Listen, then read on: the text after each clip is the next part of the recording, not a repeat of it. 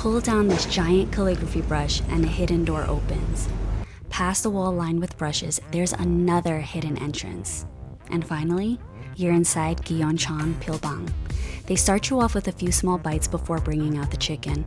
The calligraphy theme even carries into how the chicken is served. You get 3 different flavors, each with its own brush, so you can paint the sauce right onto your chicken.